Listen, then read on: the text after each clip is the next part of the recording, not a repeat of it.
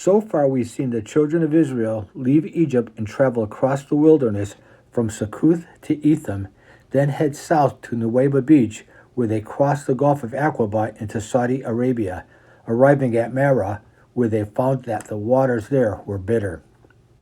Then they journeyed a little further south to Elam, where they found a little oasis of palm trees and 12 wells. Chapter 16, verse 1. And they took their journey from Elam, and all the congregation of the children of Israel came into the wilderness of Sin, which is between Elam and Sinai, on the 15th day of the second month after the departing out of the land of Egypt. So exactly 1 month after leaving Egypt. And the whole congregation of the children of Israel murmured against Moses and Aaron in the wilderness.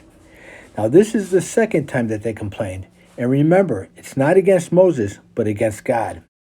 And the children of Israel said unto them, Would to God we had died by the hands of the Lord in the land of Egypt, when we sat by the flesh pots, and when we did eat bread to the full. For you have brought us forth into this wilderness to kill this whole assembly with hunger. Now it's unclear what the people were eating for this past month, if they ate at all. They could have been miraculously sustained from hunger by the Lord, or they could have eaten some of the animals that they brought from Egypt. In any case, those animals which remained were for sacrifices unto the Lord, and not for eating, which would show that the Israelites did have some faith, at least enough faith during these past 30 days, not to eat those animals meant for sacrifice.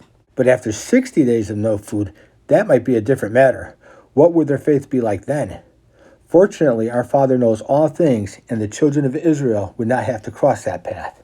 Verse 4.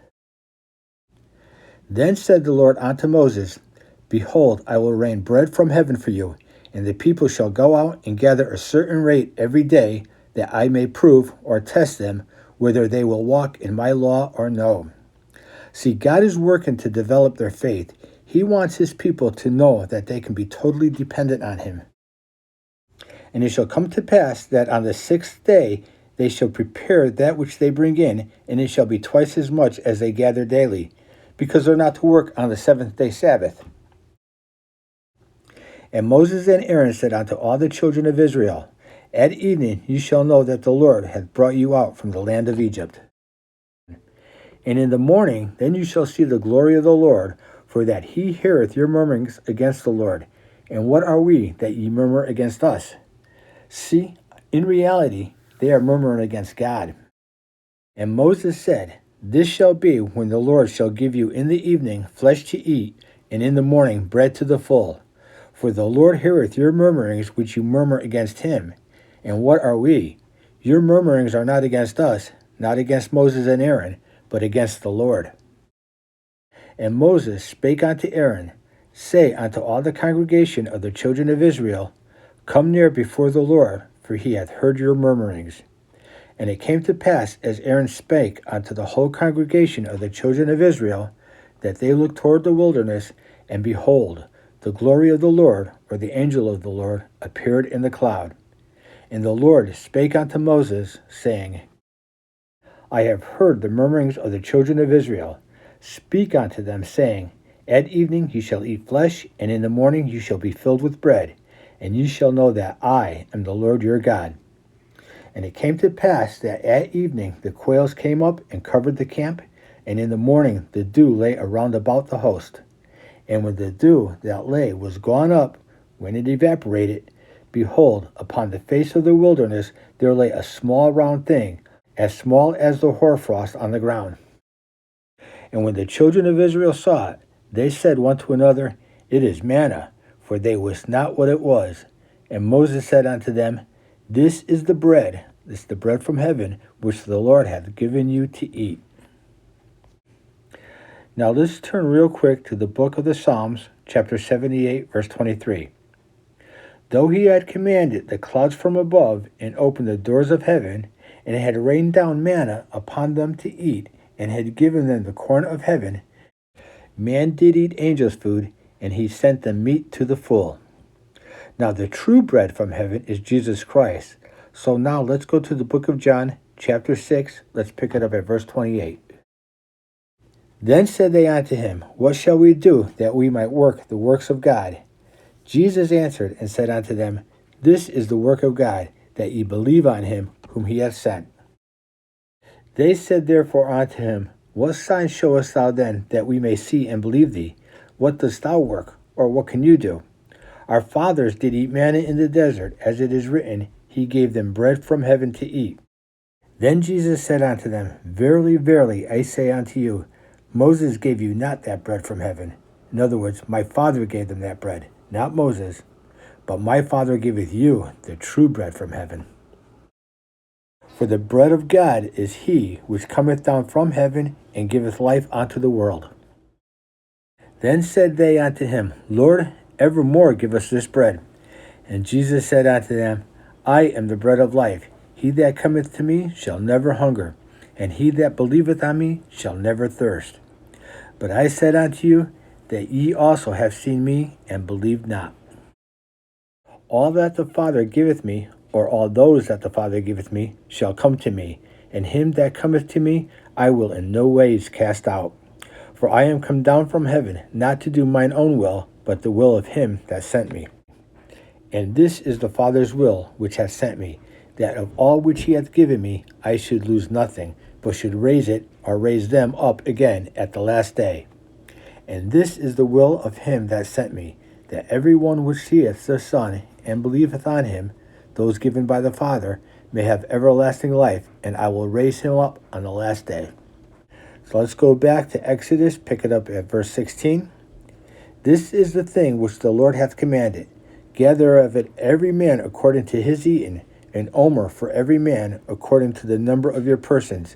Take you every man for them which are in his tents.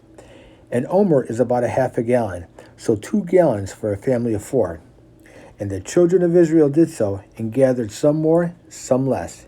And when they did meet it with an omer, in other words, when they measured it, he that gathered much had nothing over, and he that gathered little had no lack. They gathered every man according to his eating. And Moses said, Let no man leave of it till the morning. So eat what you gather, no leftovers. And again, proving them, or testing their faith. Notwithstanding, they hearkened not unto Moses, but some of them left of it until the morning, and it bred worms and stank, and Moses was wroth with them.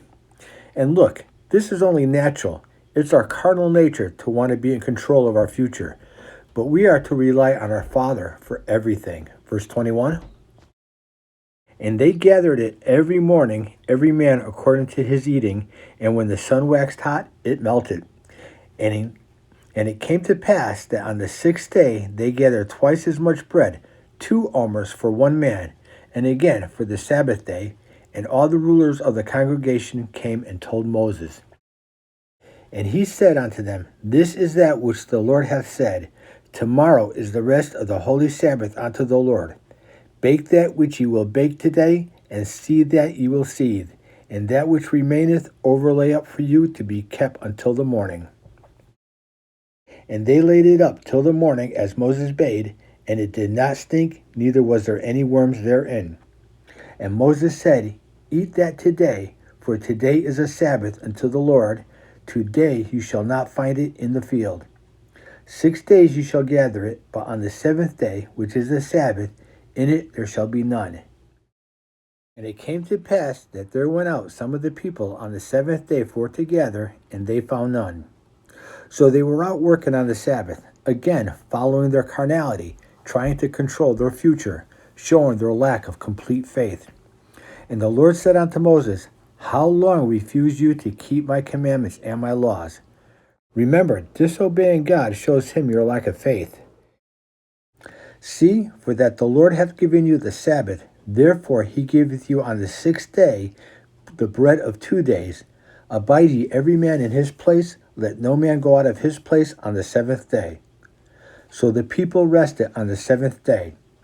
And the house of Israel called the name thereof Manna, and it was like coriander seed. It's members of the parsley family, white, and the taste of it was like wafers made with honey. And Moses said, This is the thing which the Lord commandeth. Fill an omer of it to be kept for your generations, that they may see the bread wherewith I have fed you in the wilderness, when I brought you forth from the land of Egypt. And Moses said unto Aaron, Take a pot and put an omer full of manna therein, and lay it up before the Lord to be kept for your generations, as a testimony or as a witness of what our Father has done for the children of Israel. As the Lord commanded Moses, so Aaron laid it up before the testimony to be kept. And this would eventually be placed in the Holy of Holies before the Ark of the Covenant.